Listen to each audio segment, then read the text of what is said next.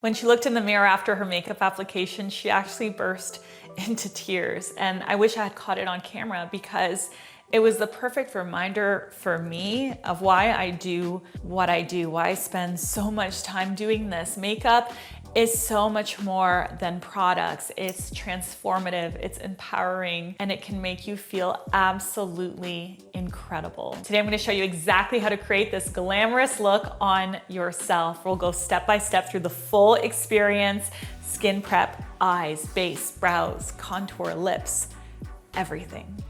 Let's get started. First, let me introduce you to my friend Sue. We've been friends for nearly 20 years, and today was her 50th birthday party. So say happy birthday to her in the comments. I know that she will love it so much. She told me that I had complete freedom to do whatever I wanted for her birthday glam. And as I was planning out the look in my head, I came across this photo online and it instantly inspired me. Isn't this gorgeous? Oh my gosh, I just love this look so much. So today I'm going to show you how to recreate a version of this look on yourself in a way that's actually simple and achievable. I have lots of tricks up my sleeve today. So let's dive right in, starting with skin prep. So Sue has dry skin, which means in this prep stage, hydration is absolutely crucial. Without it, makeup can cling, settle into lines, or end up looking really cakey. You've heard me say this a million times, and I'm sorry, but I'm gonna say it again.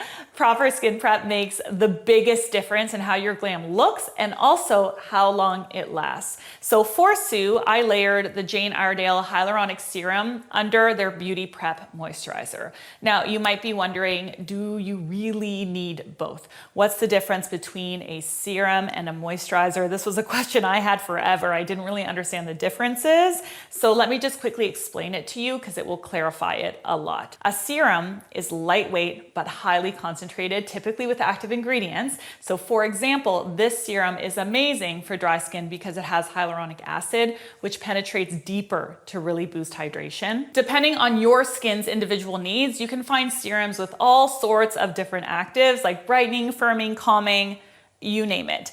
A moisturizer, on the other hand, is designed to seal all that goodness in. So it locks the serum into the skin, adds an extra layer of nourishment, and creates that smooth, plump base that makeup just glides over. So think of it like this. The serum is the treatment and the moisturizer is the blanket that keeps it all in. So do you absolutely need to have both for your makeup to look good? No. But will your skin benefit from using both?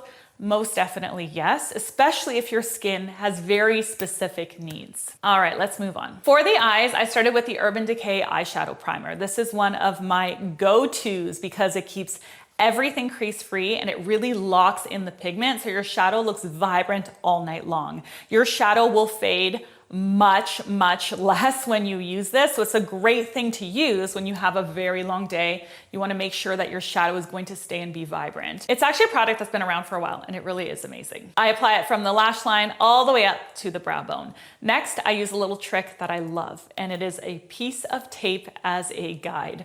I angle it from the outer corner of the eye up towards the temple to give a lifted effect with the shadow, which you will see very clearly in a second. The best part of using this trick though is that it lets you work faster and also less precisely. You can actually be a bit sloppy with your shadows, but the end result still ends up being super clean and very polished. So I love using it when I'm trying to get someone out the door really fast. It gives a very snatched, perfect result, but with much less precision when you're applying. After that, I prep the lid with a thin layer of concealer to even out discoloration. Then I set it with a light dusting of translucent powder so nothing would crease. Prepping the eyes, especially if you've got a very big event, is super important. If you're constantly battling creasing, transfer, or shadow that won't blend nicely, or shadow that fades fast, 9 times out of 10, I am telling you right now, it's because the eyes were not prepped properly. For the eyeshadow, I use the Makeup by Mario Master Mattes palette in the neutrals, which is actually the cooler toned palette of the two of them. Makeup by Mario has two palettes that are neutral. One is a little warmer, one is a little cooler. This one is called the Neutrals. It's the cooler one, and it's the one that I used. Now, I started with a fluffy crease brush dipped into shade MN7, and I blended it through the crease and along the outer third of the lash line to start building dimension. On top of that, I then layered MN6 for a little more depth. You'll notice I'm keeping everything on the outer third of the eye, right from the lash line, across the tape, and into the crease. Next, I grabbed a firm pencil brush from Rephr, dipped it into MN10, and used that to frame out a smoky wing along the tape.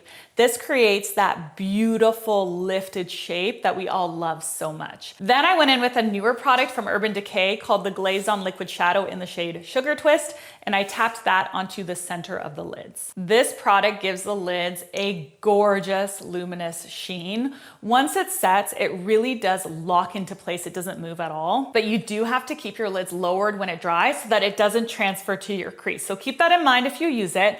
Apply it on your lid, keep your lids down, let it dry, and then you can open up. I really do love this formula as like an eyeshadow topper. I find it so flattering. It's not over the top glittery. Plus, since it's liquid, there is zero fallout, which can be quite a problem with the more luminous powder formulas. To intensify the wing, I layered on a black eyeliner. I softened it with my Rephr pencil brush, and then I topped it with MN12, which is the black shadow, to not only set the liner, but also to smoke it out even further. The key to a sultry, dimensional, smoky effect is building your pigments up gradually. So start with browns, then layer deeper shades, and then finish with black. If you go straight in with black, you lose that beautiful depth that looks very impressive in eye makeup. So if you've ever struggled with a smoky eye, try it again now that you know this, and use this layering method. Lighter to darker, step by step. It makes all of the difference in the end result. Finally, I removed the tape, and you can see how clean and sharp the shape turned out. It almost looks like she got like a fox eye lift, doesn't it? It's so crazy.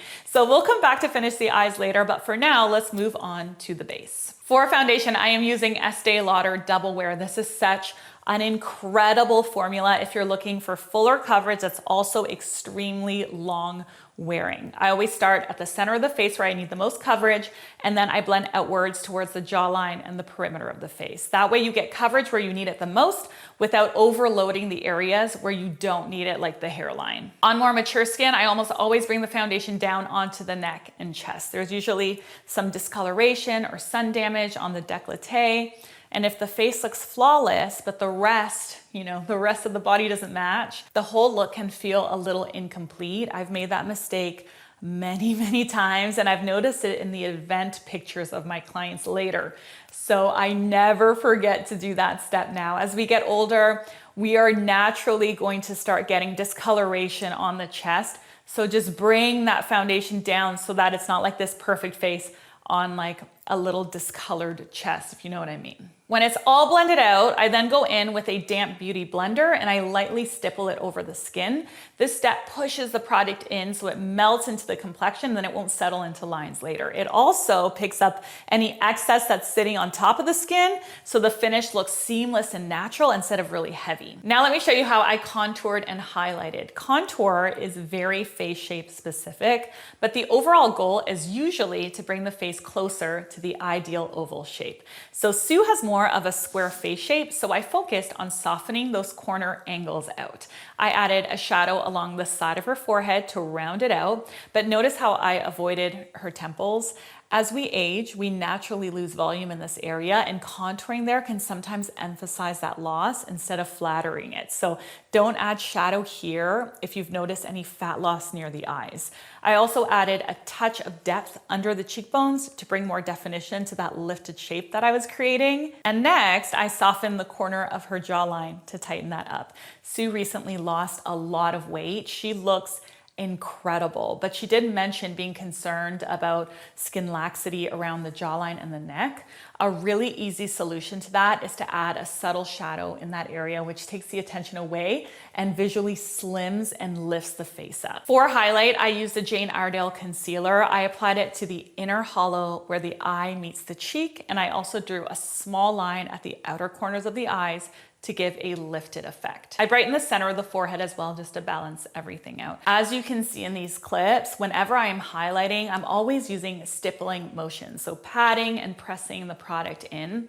That's really important when you're building up creams or liquids on top of each other. You don't want to swipe, you actually want to press. Patting the products in helps them blend seamlessly without disturbing the layers underneath. I also contoured her nose to slim the bridge and round out the tip a bit. I did this by adding 2 soft lines down either side of the bridge and a small circle at the tip.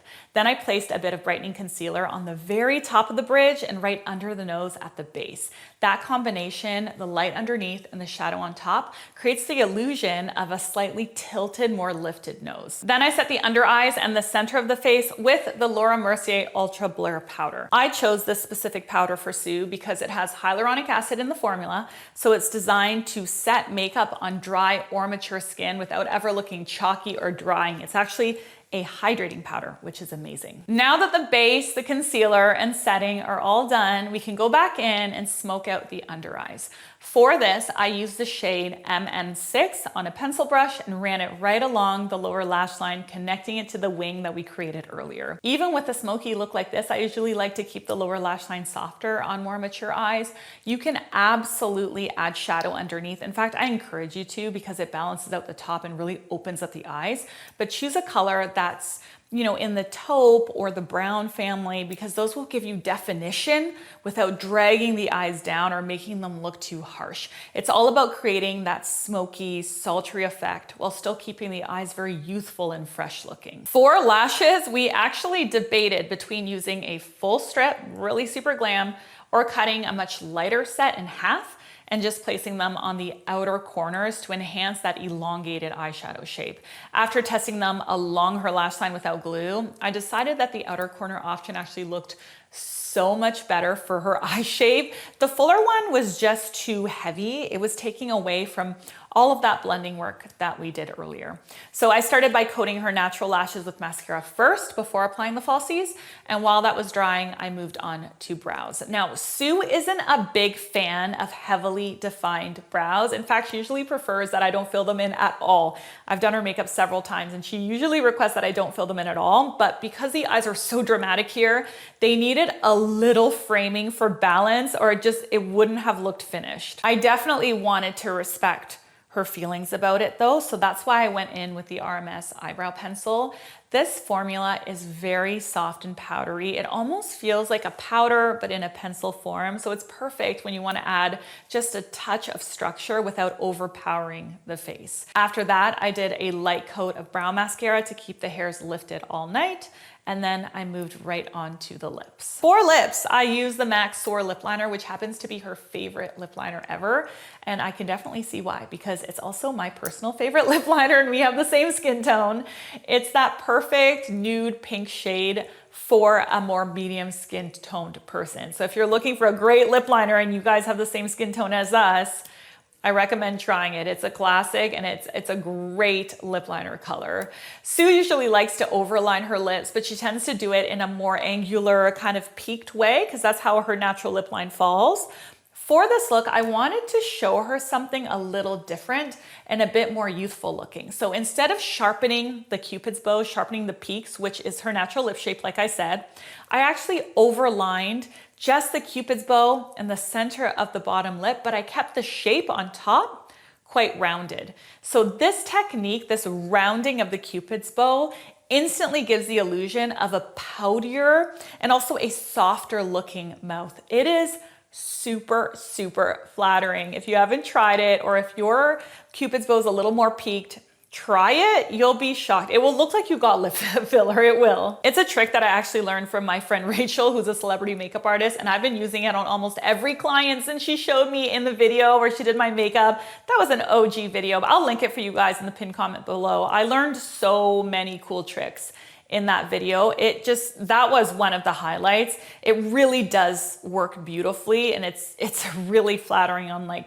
everyone. After I finished shaping, I filled in the rest of her lips with her favorite MAC lipstick in the color Kinda Sexy, and then I topped it with a gloss to add a touch of that extra poutiness. For blush, I used one of my absolute favorite blushes of all time, and that is the RMS blush in the shade crystal slipper. The formula of these blushes are just so beautiful. It is smooth, it's blendable, it's so flattering on everyone from young to old. I love placing it right along the cheekbones for that lifted, very radiant look, but I also like to sweep a little bit through the crease of the eye with a fluffy crease brush. It ties the whole look in together and creates a really harmonious balance between the eyes and the cheeks. Now, after I finished that, we actually went off camera so I could do Sue's hair for the event. And while we were off camera, I also glued on her lashes because I totally forgot to turn the camera back on until they were already applied. So I'm really sorry about that.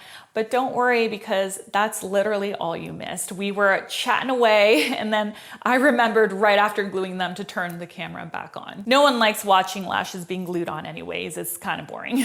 To finish everything off, I set the look with one of my absolute favorite setting sprays, and that is the Charlotte Tilbury Airbrush Flawless Setting Spray. This product will lock everything in place. It takes away any powderiness and also gives your skin this really gorgeous, flawless finish. It's not gonna leave your skin too dewy, which I don't think is good because that can break down the makeup, but it's not gonna mattify either. It just leaves a very natural, skin-like, beautiful, beautiful finish. It's a phenomenal setting spray. If you need one, I recommend getting that one. Let's take a look at the transformation. Here's Sue before, and here she is after her full birthday glam. She told me that she felt so confident. She was just glowing, and honestly, that was the highlight of my entire week. It was such an honor to celebrate her 50th with her, surrounded by her family and her friends, and to make her feel truly beautiful for such a big milestone birthday. So thank you, Sue, for trusting me on such a big day.